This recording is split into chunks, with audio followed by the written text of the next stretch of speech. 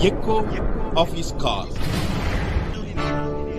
கர்த்தருக்குள் பிரியமான என் அன்பு சகோதர சகோதரிகளே, ప్రభువునందు ప్రియమైన నా సహోదర సహోదరి, உங்களை ஆண்டவராகிய இயேசு கிறிஸ்து நாமத்தில் அன்புடன் வாழ்த்துகிறேன். మిమ్మల్ని ప్రభు అయిన యేసుక్రీస్తు నామం నందున ప్రేమతో అభినందిస్తున్నాను. நீங்கள் நலமாக இருக்க வேண்டும் என்று உங்களுக்காக ஜெபிக்கிறோம்.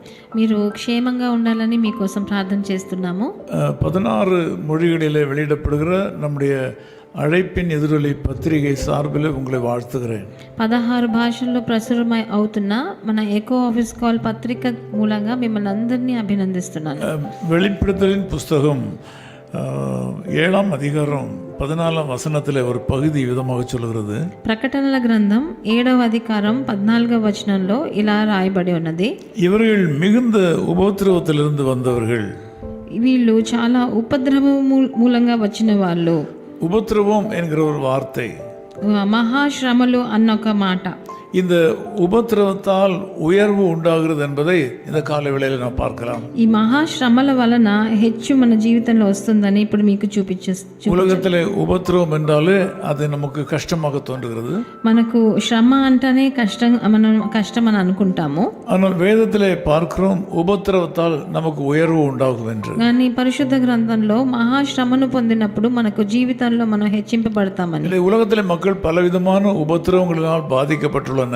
ఈ రోజు లోకంలో ఎంతో మంది ఇలాంటి ఉపద్రవాల మూలంగా బాధింపబడ్డారు. శరీర సుఖవీనం என்கிற ஒரு உபத்திரவம், శరీర అనారోగ్యం అన్న ఒక మహాశ్రమ, பொருளாதார பிரச்சனைகள் என்கிற உபத்திரவம், ఆర్థిక సమస్య అన్న ఒక శ్రమ, பொறுப்பற்ற பெற்றோர்களினால் வருகிற கஷ்டத்தினாலே வருகிற உபத்திரவம், బాధ్యత లేని తల్లిదండ్రుల మూలంగా వచ్చే ఒక శ్రమ, பிள்ளைகள் பொறுப்பற்றவர்களாக இருக்கிறதுனால வருகிற உபத்திரவம், పిల్లలు బాధ్యత లేకుండా నడుచుకోవటం వలన வேலை స్థలంలో இருக்கிற కష్టத்தினால வருகிற உபத்திரவம், మనం పని చేసే చోట, ఉద్యోగం చేసే చోట వచ్చే శ్రమలు, ஊழியத்தில் வருகிற பிரச்சனைகளினால வருகிற உபத்திரவம், పరిచర్యలో ఉన్న శ్రమల వచ్చే మహా ఉపద్రవం. இப்படி பலவிதமான உபத்திரவங்களால மக்கள் பாதிக்கப்பட்டுள்ளனர். ఇలాగా చాలా ఎన్నో విషయాల్లో మనుషులు బాధింపబడున్నారు. ஆகவே உபத்திரவம் என்றாலே நமக்கு கஷ்டமாக இருக்கிறது. అందుకని శ్రమ అన్న మాట వింటేనే మనకు కష్టంగా ఉంది.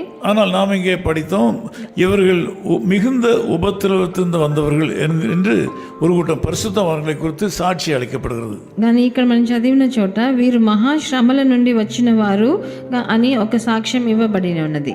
பரலோகத்தில் நடக்க இருக்கும் ஒரு முன் நிகழ்வை இந்த பகுதி நமக்கு எடுத்து காட்டுகிறது. పరలోకంలో జరగబోయే ఒక సంభవాన్ని గురించి ఇక్కడ రాయబడి ఉన్నది. பரலோகத்திற்கு சென்று சேர்ந்த பரிசுத்தவான்களுக்கான அறிமுகமாக இது இருக்கிறது. పరలోకానికి వెళ్ళి చేరిన పరిశుద్ధుల వాళ్ళ గురించి ఇచ్చే ఇది ఒక మాటగా ఉంది. வெள்ளை அங்கி தரித்த இவர்கள் யார் என்கிற ஒரு கேள்வி எழுகிறது. వీళ్ళు తెల్ల బట్టలు వేసుకున్న వీళ్ళు ఎవరు అని ఇక్కడ రాయబడి ఉన్నది. அவர்களை குறித்து சொல்லப்படும் போது இவர்கள் மிகுந்த உபத்திரவத்திலிருந்து வந்தவர்கள், వీళ్ళు ఒక మహా ఉపద్రవం కూడా నడిచి వచ్చిన వారు అని ఇక్కడ రాయబడి ఉన్నది. ஆகவே உபத்திரவம் என்பது உயர்வை கொடுக்கிற ஒரு ஏணியாக இருக்கிறது. అందుకనే శ్రమ అన్నది మనకు ఒక హెచ్చైన స్థానానికి తీసుకెళ్లే నిచ్చెనగా ఉంది. நீங்களும் உங்கள் வாழ்க்கையில் உபத்திரவத்தை பார்த்து பயந்து கொண்டே இருக்கிறீர்கள். మీరు మీ జీవితంలో మీ శ్రమలను చూసి భయపడుతున్నారు. கடந்த நாட்களில் ஏற்பட்ட பல விதமான உபத்திரவங்களினாலே உங்களுக்கு பல இன்னல்கள் வந்தது உண்மைதான். మీ గడిచిన రోజుల్లో మీకు వచ్చిన శ్రమల వల్ల మీరు ఎన్నో కష్టాలు పడ్డారు, అది నిజమే. ஆனால் இந்த நாளிலே ஆண்டவர் இயற்கைக்கு அப்பாற்பட்ட ஒரு செய்தியை உங்களுக்கு கொடுக்கிறார். అందుకే ఇప్పుడు ప్రభు మీకు ఒక విశేషమైన ఒక మాటని వాగ్దానం ఇస్తున్నాడు. இவ்வளவு நாளும் நீங்கள் கடந்து வந்த உபத்திரவத்தின் பாதையானது உங்களை உயர்வான இடத்துக்கு கொண்டு சேர்க்க போகிறது. ఇన్ని రోజులు మీరు గడిచి వచ్చిన ఆ శ్రమ అయిన రోజులు ఈ రోజు మీకు ఒక హెచ్చైన స్థితికి మిమ్మల్ని తీసుకెళ్తాయని. ஆகவே நீங்கள் சோர்ந்து போகாதீர்கள் என்று கர்த்தர் சொல்கிறார். అందుకే మీరు సొమ్మసిల్లకూడదని ప్రభు ఇప్పుడు మనకు సెలవిస్తున్నారు. தைரியமா இருங்கள் என்று கர்த்தர் சொல்கிறார். ధైర్యంగా ఉండాలని ప్రభు సెలవిస్తున్నాడు. மிகவும் உபத்திரவ பாதையில் கடந்து செல்கிற உங்களை ஆண்டவர் ஏற்ற காலத்திலே உயர்த்துவார். మహాశ్రమల కూడా వెళ్ళే మిమ్మల్ని మీరు సమయం వచ్చినప్పుడు మిమ్మల్ని తప్పకుండా ప్రభువు హెచ్చిస్తాడు. அந்த உயர்வானது இன்றைக்கே ஆரம்பிப்பதற்கு வாய்ப்பு இருக்கிறது. ఆ హెచ్చైన స్థితికి వెళ్ళడం ఈ రోజే ప్రారంభించవచ్చు. நீங்கள் உறுதியாய் ஆண்டவரை இயேசு கிறிஸ்துவை பற்றி கொண்டால் உங்களுக்கு அந்த உயர்வு கிடைக்கும். అలా మీరు ప్రభువైన యేసుక్రీస్తుని దృఢంగా పట్టుకున్నప్పుడు అది మీ జీవితంలో జరుగుతుంది. மிகுந்த பலனுக்கு ஏதுவான உங்கள் தைரியத்தை இன்றைக்கு விட்டுவிடக்கூடாது. మీకెంతో ఫలితం ఇచ్చే ఆ ధైర్యాన్ని మీరు వదిలేయకూడదు. ஒருவேளை நீங்கள் உங்கள் தைரியத்தை இன்றைக்கு விட்டுவிட்டால் இவ்வளவு நாளும் பட்ட உபத்திரவங்கள் வீணாய் போய்விடும். మీ ధైర్యం మీరు వదిలేశారంటే ఇన్ని రోజులు మీరు పడ్డ శ్రమ అంతా వృధావైపోతుంది. தாவீது ரொம்ப தான் நெருக்கப்பட்டார்.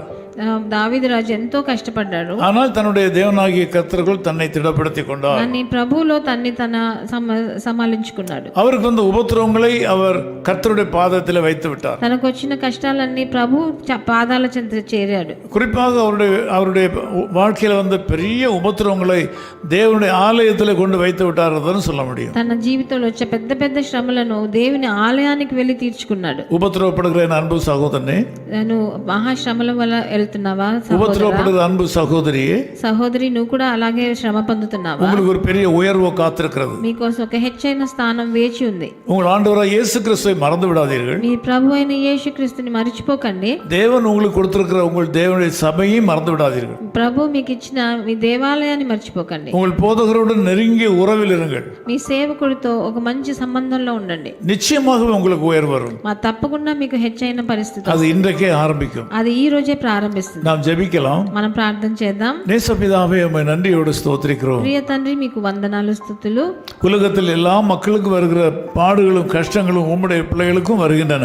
ఈ లోకంలో వచ్చే అన్ని కష్టాలు ఉపద్రవాలు మీ పిల్లలు కూడా వస్తున్నాయి నాయనా. நன்மை செய்கிற இந்த மக்களுக்கும் சில நஷ்டங்கள் வருகின்றன. మంచి చేసే ఈ మనుషులకు కూడా కొన్ని నష్టాలు వస్తున్నాయి. இந்த காலவெளியில் நீர் ஒரு வித்தியாசமான செய்தியை கொடுத்ததற்காக ஸ்தோத்திரம். ఈ ఉదయకాలంలో మీరు ఒక వేరు విధమైన ఒక మాటను మాతో మాట్లాడినందుకు స్తుతులు. இந்த உம்முடைய பிள்ளைகள் படுகிற பாடுகளும் உபத்திரவங்களும் நன்மைக்கு ஏதுவாக மாறும் என்று சொன்னதற்காக ஸ்தோத்திரம். ఈ రోజు మీ జనులు పడే కష్టాలు శ్రమలు వాళ్ళకి మంచిలో మారుతాయని చెప్పినందుకు నా వందనాలు. இவர்கள் சோர்ந்து போகாதபடி காத்திருந்து உம்மை அண்டிக் கொள்ள கிருபை தாரும். వాళ్ళు సొమ్మసిల్లకుండా నిరుత్సాహపడకుండా వాళ్ళు వేచి ఉండి మిమ్మల్ని గెలవని. இந்த நாளில் இந்த மக்களை நீ கைவிடாமல் காக்க வேண்டும் என்று நாங்கள் ஜெபிக்கிறோம். ఈ రోజు వీళ్ళ చేయి వదలకుండా మీరు వీళ్ళని కాపాడండి తండ్రి. இந்த நாள் இவளுக்கு இனிதான நாளாய் இருப்பதாக. ఈ రోజు వాళ్ళకు ఒక తీయని దినంగా మారని. இயேசு கிறிஸ்துவின் நாமத்தில் ஜெபிக்கிறோம் பிதாவே. ప్రభువైన యేసుక్రీస్తు నామం నందున వేడుకుంటున్నాం తండ్రి. ஆமென் ஆமென்.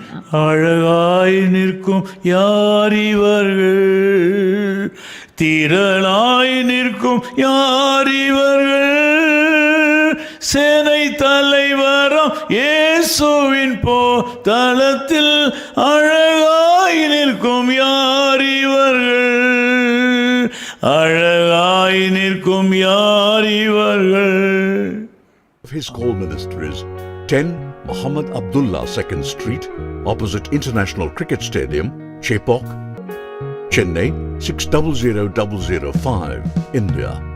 Phone 914428528282. Mobile phone and WhatsApp 919841271858. Email sam@echoofhiscall.org. Website www.echoofhiscall.org. God bless you.